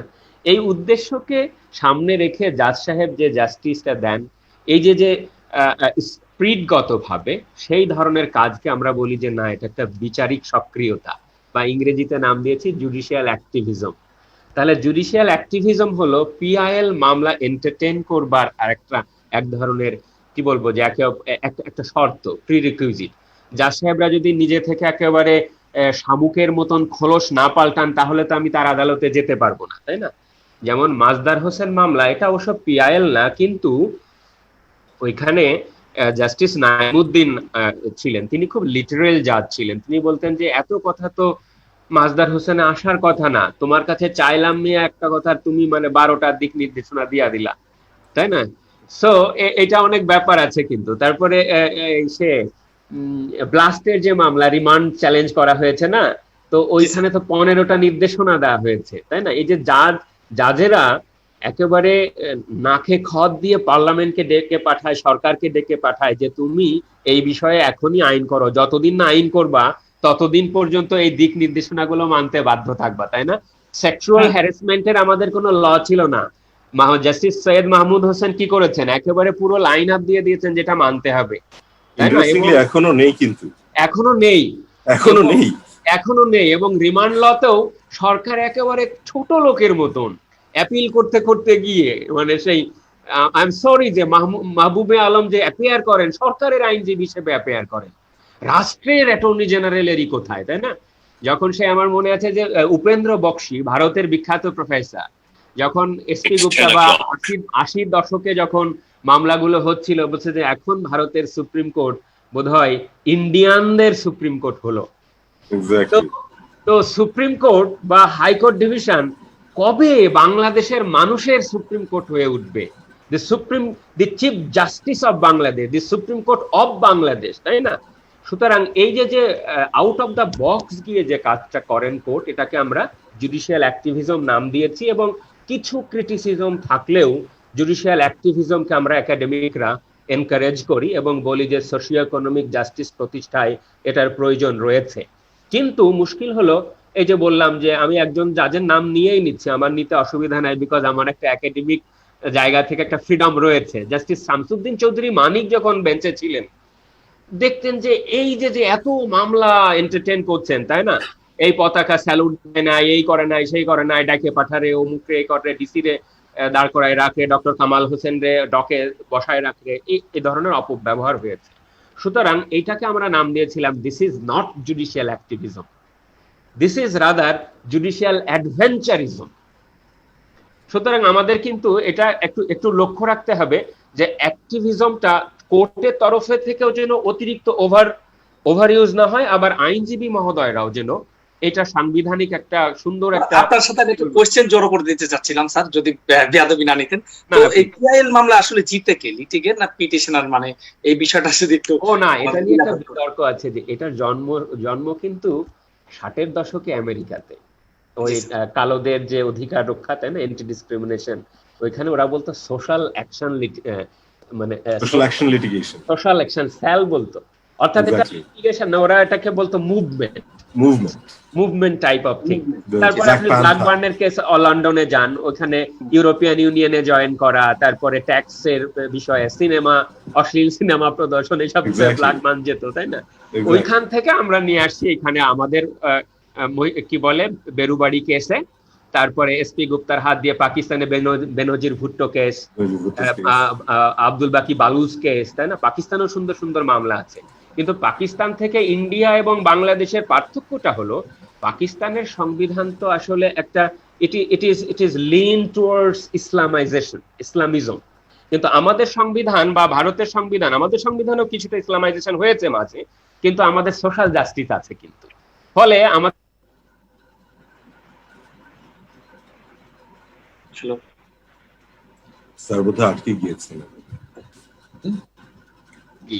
বিকজ ওদের একটা wave of lawyers and wave of জাজেস তৈরি হয়েছে। আমাদের যে হয়েছে যে 90-এর দশকে, আমার কথা কি শোনা যাচ্ছে স্যার? এখন শোনা যাচ্ছে স্যার, নো প্রবলেম। তো 90-এর দশকে আমরা যে একটা ওয়েভ অফ জাজেস পেয়েছিলাম, আপনি দেখবেন যে এখনকার জাজেরা একটু যেন তাদের খোলসটাকে ভেতরে নিয়েছে, because of the political environment, তাই না? এবং জাস্টিস সিনহা ঘটনা আমাদেরকে মনে করিয়ে দিয়েছে যে অতবার ভালো না, তাই না? আমি বলবো যে 16th অ্যামেন্ডমেন্টও তো একটা PIL, if I am not রং,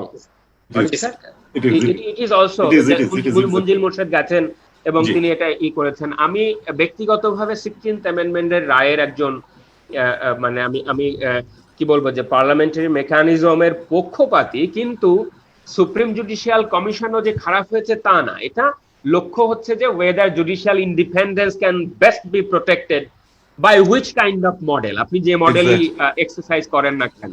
সুতরাং জাস্টিস সিনহা এপিসোড আমাদেরকে অনেক শিক্ষা দিয়েছে, পজিটিভলি নেগেটিভলি। সুতরাং এদিক দিয়ে আমি মনে করি যে এই ভীতির কারণে আমাদের জাজরা অনেক সময় সঠিক রাইটি বা তাদের যে সক্রিয়তা, সেটা অনেক সময় প্রদর্শন করতে পারেন না। সুতরাং এটাকে ডক্টর রিদওয়ানুল হক, আমাদের আরেকজন বেশ কনস্টিটিউশনাল স্কলার, তার একটা বই আছে, আপনি জানবেন, জুডিশিয়াল অ্যাক্টিভিজম গোল্ডেন মিন অ্যাপ্রোচ, এবং সেখানে তিনি দেখাচ্ছেন যে জুডিশিয়ালাইজেশন অফ পলিটিক্স ঘটেছে গত 10 বছরে, 20 বছরে, আর একটা হচ্ছে বিপরীতটা, পলিটিসাইজেশন অফ জুডিশিয়াল।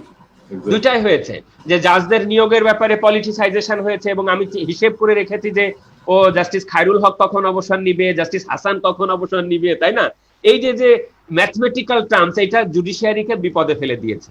আর একটা হচ্ছে জুডিশিয়ারিও কি করেছে যে they have entertained the political question. তবে আমি হাইকোর্ট ডিভিশনের বিশেষ করে মঈনুদ্দিন ফখরুদ্দিনের যে 2 বছরের ইন্টাররেগনাম, তখন কিন্তু হাইকোর্টের রোলটাকে আমি প্রশংসা করব, বিকজ সেখানে রাজনৈতিক নেতা, বিশেষ করে শেখ হাসিনা, তারপরে আরো কিছু মামলা হয়েছিল, সেগুলোকে তারা যথেষ্ট অবজেক্টিভলি দেখেছে। সুতরাং আমি জানি না, একটু স্যার আপনাকে এই করে আমার খেয়াল আছে সময় আমাদের জাস্টিস সার্জার কথা বলেন, পানা সার্জার কথা বলেন, নজরুল ইসলাম চৌধুরী সাহেব, যখন ফার্স্টে বলা হলো বেল দিতে পারবে না, I remember in his court উনি ওখানে উঠলেন, বসে বললেন একটা সার্কুলার দেখছি যে বেল দেওয়া যাবে না। যে কে বলেছে হাইকোর্টের বেল দেওয়ার ক্ষমতা নিয়ে যাবে, মানে কে নিয়ে যাবে এই পাওয়ার? আমি বলছি আমি বেল দিব, নিয়ে আসেন আপনারা পিটিশন, কে কে আনবেন।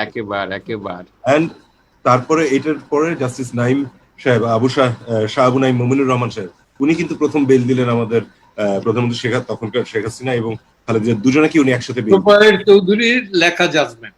এক্স্যাক্টলি। এন্ড ওই যে সাহসটা তখন দেখালেন ওনারা, এবং জাস্টিস চাকলাদার সাহেব ওনারা যে সাহসটা দেখলেন, সেটা কিন্তু অনেকাংশেই আমাদের ওই কি বলবো ওই 2 বছরের অগণতান্ত্রিক পথ থেকে গণতন্ত্রের পথে আসার জন্য পথটাকে সুগম করেছিল। আপনাকে মাঝখানে একটু ইন্টারাপ্ট করলাম। এখন আমরা একটু মানে ছোট করে নিয়ে আসবো প্রত্যেকে, মানে আমি 1 মিনিটে শেষ করছি। Please sir, carry on sir.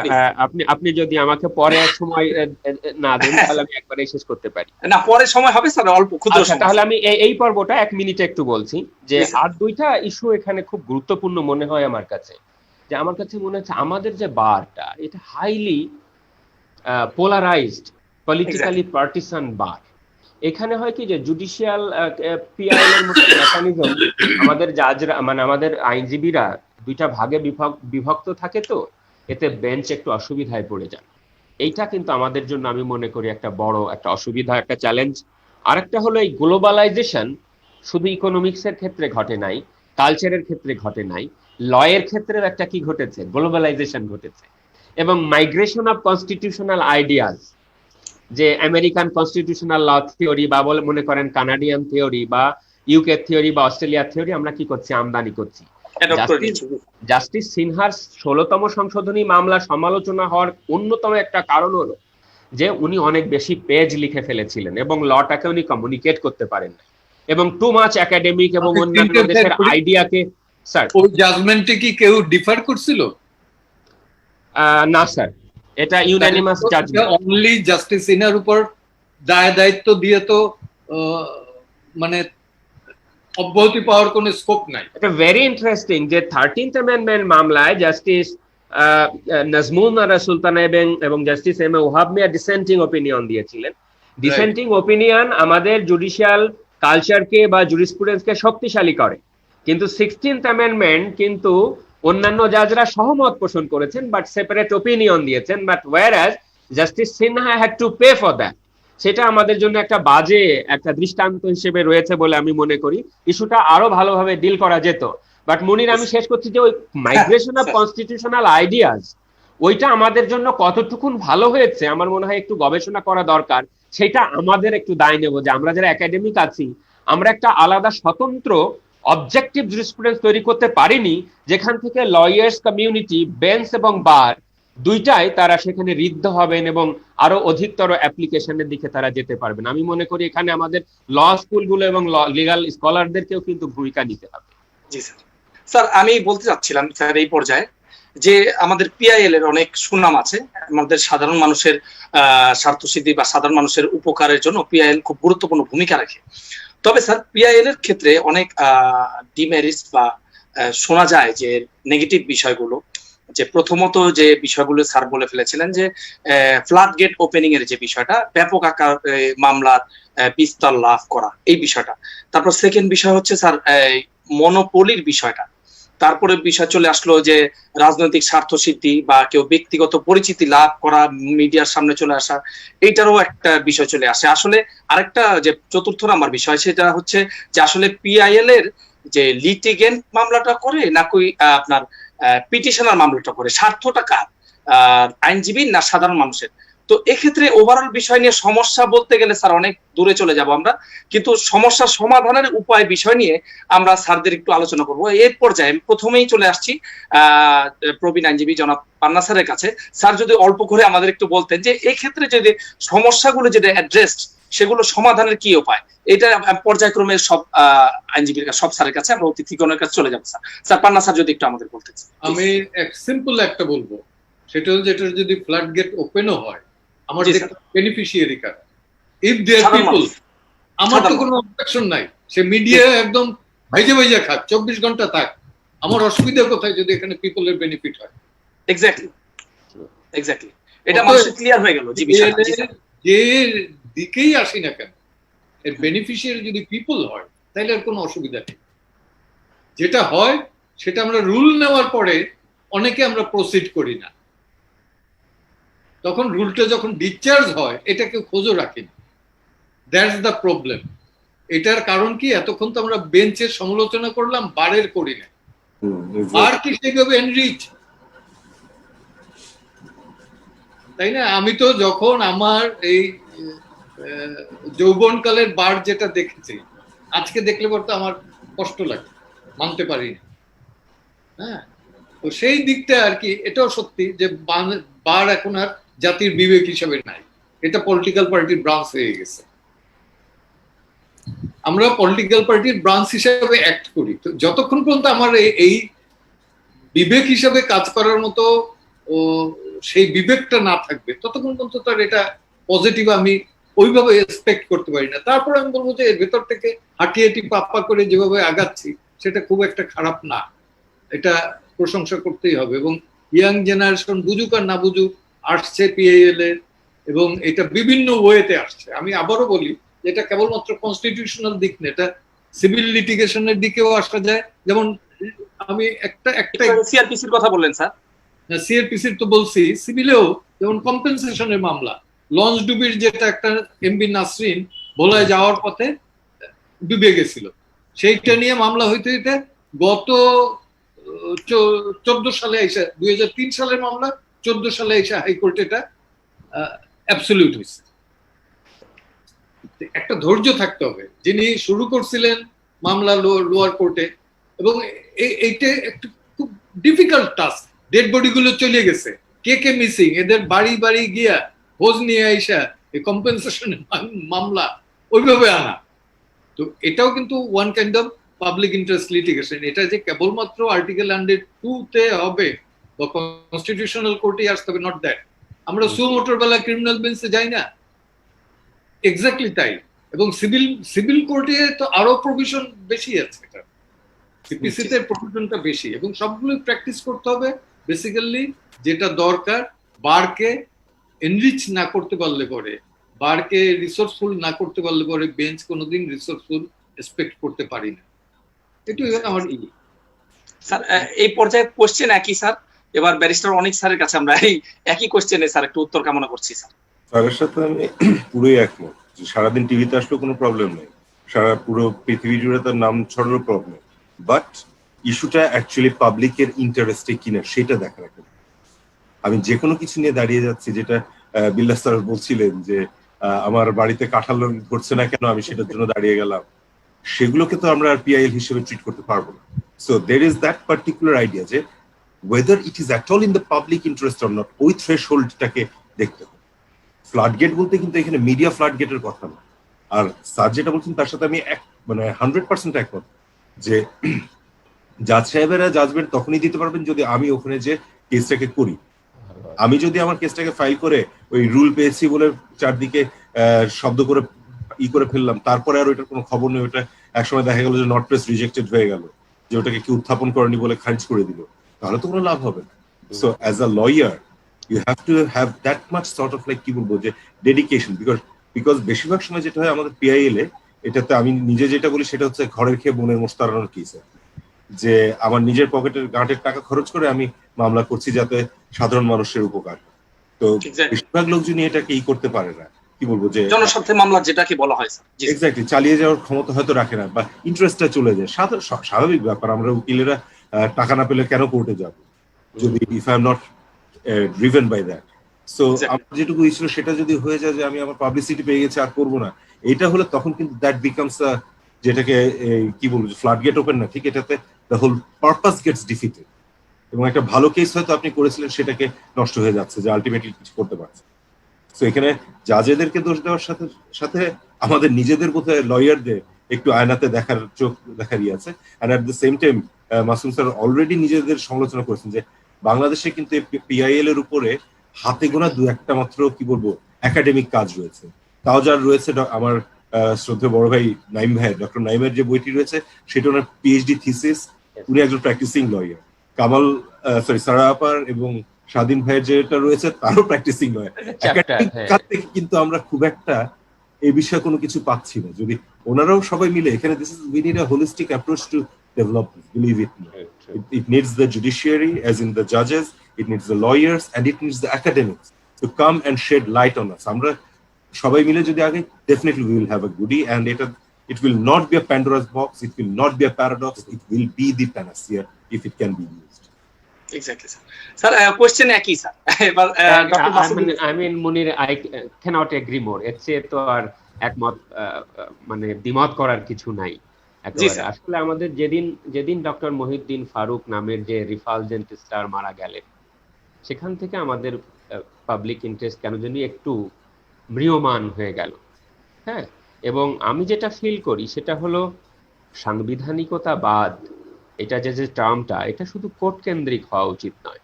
এটা হওয়া উচিত একটা ডায়ালজিক্যাল কনস্টিটিউশনালিজম। মানে কি, একটা সাংলাপিক, নতুন যারা জেনারেশন আছে তারা যেন ফিল করে যে এই সংবিধান আমার, তাই না? আমেরিকান বিখ্যাত একজন একাডেমিক আছেন মার্ক টাসনেট, তিনি বলছেন যে সুপ্রিম কোর্টের কাছ থেকে, আমেরিকার পার্সপেক্টিভে বলছেন, সুপ্রিম কোর্টের কাছ থেকে সংবিধান ছিনিয়ে না নিতে পারলে মানুষের মুক্তি নাই। ওয়াইল মানে সুপ্রিম কোর্ট ভালো ভালো মাঝে মাঝে রায় দেন, কিন্তু আমি বলছি যে পলিটিক্যাল এনভায়রনমেন্টেও সংবিধানকে ফাংশন করতে জানতে হবে। সেখানে বারের ভূমিকা রয়েছে, সেখানে আমাদের বারের বাইরের মানুষের ভূমিকা রয়েছে। সুতরাং আমি মনে করি যে আমাদের যে সংবিধানের কিছু কিছু এত সুন্দর ইশারা আছে, হ্যাঁ, যে আর্টিকেল 8(2) বলছে যে shall be guide to the interpretation of the constitution as well as other laws of the country and shall be the basis of the function of the state. 47-এর একই আমাদের সংবিধান প্রণেতারা লিখে রেখেছিলেন যে মৌলিক অধিকারের সাথে অসঙ্গতিপূর্ণ হলেও রাষ্ট্রের সোশ্যাল ডেমোক্রেসি, ইকোনমিক ডেমোক্রেসি, এইটা পালনার্থে যদি সরকার কোনো আইন করে আমরা সেটাকে আপহোল্ড করব। এই যে ইশারাগুলো রয়েছে, ইশারাগুলোকে আমাদেরকে কি করতে হবে? ক্যাচ করতে হবে, এবং একটা সুন্দর সমাজ বিনির্মাণে, বঙ্গবন্ধুর সোনার বাংলা নির্মাণে সবাইকে এগিয়ে আসতে হবে। আপনাকে ধন্যবাদ জানাচ্ছি। স্যার এখনো শেষ হয়নি স্যার, আমি বলতে চাচ্ছিলাম যে এত গুরুত্বপূর্ণ আলোচনা স্যার এখানে শেষ করার স্যার ইচ্ছাটা আমারও নেই। তো আমি এই পর্যায়ে স্যার ব্যারিস্টার মানে পান্না স্যারের কাছে বলে শেষ করতে চাচ্ছি, স্যার আমাদের যদি 30 সেকেন্ডে সমাপনী বক্তব্য দিয়ে দিতেন এর জন্য। আমি প্রত্যেকের কাছে চলে আসবো সমাপনী বক্তব্যের জন্য। স্যার 30 সেকেন্ড করে স্যার যদি বলতেন sir. Panna sir please. Sir আমার এই হলো যে যে কাজটা, সেই কাজটা যদি আমরা ঠিকভাবে করি তাহলে ভালো রেজাল্ট পাবো। নাম এটা একটা সময় না একটা সময় আসবে। আমি নিজে জানি না যে কতগুলো মামলা করেছি, এখনো সাঁওতালদের জন্য মামলা করতে এই গোবিন্দগঞ্জে যাই, কিন্তু এটা মিডিয়াকে জানানো আমার দরকার পড়ে না, বলিও না। ওই লোকাল পাড়ে যাই, আড্ডা মারি এবং মামলা করে আসি। এর ভেতর একটা আনন্দ আছে। এই যে জনগণের জন্য আমি কাজ করে যাচ্ছি, ওই এলাকার জনগণ কিন্তু জানে। তো প্রত্যেকটা ক্ষেত্রেই একটা আনন্দ আছে, এবং সেলফ স্যাটিসফ্যাকশন যদি আমি আমার কাজে পাই, তো তার চেয়ে বড় তুষ্টি আর কোথাও নাই। এটা অর্থভিত্তে কোথাও হয় না। আমি ওইটাই বলবো যে আমরা এক্সপেক্ট করবো যে আমরা সবাই যে যার কাজটা, যে মামলাটাই করি, সেটা অত্যন্ত নিষ্ঠার সাথে যাতে করি, সততার সাথে যাতে করি। তাহলে এক্সপেকটেশন আমাদের মামলা পক্ষে আসবে বা বিপক্ষে যাবে এটা বিষয় না। বিষয় হলো যে আমি কতটুকু কন্ট্রিবিউট করবো। এই পর্যায়ে ব্যারিস্টার অনিক স্যারের কাছে আমরা চলে আসতে চাচ্ছি। স্যার 30 মিনিটে যদি সমাপনী বক্তব্য, 30 মিনিটের সমাপনী বক্তব্য দিলে 30 second sir, sorry sir 30 second নেই স্যার। স্যার 30 মিনিট আমরা কি বলেছি, 30 সেকেন্ড যদি আমাদের একটু বলতেন স্যার প্লিজ। ঠিক আছে, অসংখ্য ধন্যবাদ। একদম মানে বেসিক্যালি আমি আজকে I am very lucky that আমাকে ডাকা হয়েছে এখানে। পান্না স্যার আছেন আমাদের কি বলবো গুরুজন, এবং মাসুম স্যার আছেন, দুজনের সাথে থাকতে পারে। অ্যাকচুয়ালি যেটা স্যার বললেন যে পিআইএল এর ব্যাপারে I can only see good things come, কারণ এখন জাজ সাহেবেরও আস্তে আস্তে তাদের আইডিয়াটা হচ্ছে যে কিভাবে হবে প্রথম দিকের ওই আইডিয়া থেকে মাঝখানেতে, এবং লয়াররাও কিন্তু একটু অ্যাকচুয়ালি এখন বুঝতে পারছে যে কোনগুলো। রিসেন্টলি দেখেছেন দুধের কেস হয়েছে, অর্থাৎ দুধের মধ্যে ইমিশনের কেস হয়েছে, সবই হয়েছে। এখন একটাই জিনিস যেটা আছে যে এইখানে যেটা যে আমরা কেস করছি হচ্ছে, কিন্তু এটাকে ইমপ্লিমেন্টটা ঠিক মতন করা হচ্ছে কিনা এইটার ব্যাপারে কিন্তু আমাদেরও হাতে ওটা থাকে না। আমরা কেসে জিতে গেলাম, জাজমেন্ট হয়ে গেল, ওটা ওই কি বলবো পড়েই থাকলো, তাহলে কিন্তু হবে না। তো ওইটার ব্যাপারে সবাইকেই আবার কাজ করতে হবে। অ্যান্ড অ্যাজ আই সেড, যে আশা করবো কাসুম স্যারের মতন একাডেমিকরা রয়েছেন, তারা এটা নিয়ে আরো একটু সবাই মিলে আমরা কাজ করবো। Hopefully I can only see better things for public interest litigation. ধন্যবাদ স্যার। ডক্টর মাসুম বিল্লাহ স্যারের কাছে চলে আসছি, ওই একই কোয়েশ্চেন, এবার আপনারা যদি একটু আমি স্মরণ করি তাহলে ভিজি রামাচন্দ্রন, আপনার ইন্ডিয়ার বিখ্যাত অ্যাডমিনিস্ট্রেটিভ স্কলার, তিনি বলেছিলেন যে কোনো জাতি তার সরকারের উপরে আস্থা হারাতে পারে, রাজার উপরে আস্থা হারাতে পারে, কোনো জাতি তার পার্লামেন্টের উপরে আস্থা হারাতে পারে, কিন্তু কোনো জাতি তার জুডিশিয়ারির উপরে আস্থা হারাতে পারে না। যদি জুডিশিয়ারির উপরে আস্থা চলে যায় তাহলে আর কিছুই থাকে না। সুতরাং আমি মনে করি যে faith, hope and promise, these are the three tenets of our constitutional record of our journey. এই তিনটাকে সামনে রেখে আমি মনে করি PIL কে একটা সুন্দর স্ট্র্যাটেজিক আর্মস হিসেবে ব্যবহার করে জনগণের ক্ষমতায়ন, জনগণের সংবিধান জনগণের কাছে ফেরত দিতে পারি, এবং আমাদের যে প্রিয়াম্বল আছে, প্রস্তাবনা, এর বোধহয় একটা পোস্টাম্বেল রচনা করতে পারি। Thank you. ধন্যবাদ সবাইকে। শুধু দর্শক, আমরা আমাদের এই অনুষ্ঠান আইন কথনের শেষ পর্যায়ে চলে এসেছি। আমরা বিজ্ঞ আইনজীবীদের কাছে, আমাদের ল স্কলার, ওনাদের কাছ থেকে আমরা জনস্বার্থ মামলার বিষয়ে খুব গুরুত্বপূর্ণ গাইডলাইন, নির্দেশনা পেলাম। সাধারণ মানুষের জন্য সোনার বাংলা করার জন্য, বঙ্গবন্ধুর আদর্শ বাস্তবায়ন করার জন্য আমরা সকলেই সচেষ্ট, সকলেই প্রচেষ্টা চালিয়ে যাচ্ছি। আমরা যারা আইনজীবী আছি, আইনজীবীদের পক্ষ থেকে সাধারণ মানুষের জন্য কি করা যায়, আমরা নিজেদের সেক্টর থেকে, নিজেদের অবস্থান পেশা থেকে আমরা কাজ করে যাচ্ছি। আমাদের বিজ্ঞ আইনজীবী পান্না স্যার যেটা বললেন, যে কাজটি করবে সে কাজটি যেন সে গুরুত্ব দিয়ে করে এবং যে তার কাজটির প্রতি মনোযোগী হয়। তো আমরা আমাদের অনুষ্ঠানের থেকে সবাইকে এই বার্তা দিতে চাচ্ছি যে সাধারণ মানুষ একা নয়, আমাদের আইনজীবীরাও তারা তাদের সাধারণ মানুষের যে কোনো বিপদে আপদে পাশে রয়েছি। তো আমরা আজকের অনুষ্ঠান এখানেই শেষ করছি। আগামী মঙ্গলবার দিন আমাদের এই অনুষ্ঠান আবার দেখার আমন্ত্রণ রইল। নতুন কোনো টপিকে নতুন কোনো আইনজীবীদের অতিথি আমন্ত্রিত করে আমরা আবার এই অনুষ্ঠান পরিচালনা করব। সবাইকে ধন্যবাদ। আসসালামু আলাইকুম। দাম দিয়ে কিনেছি বাংলা, কারোর দানে পাওয়া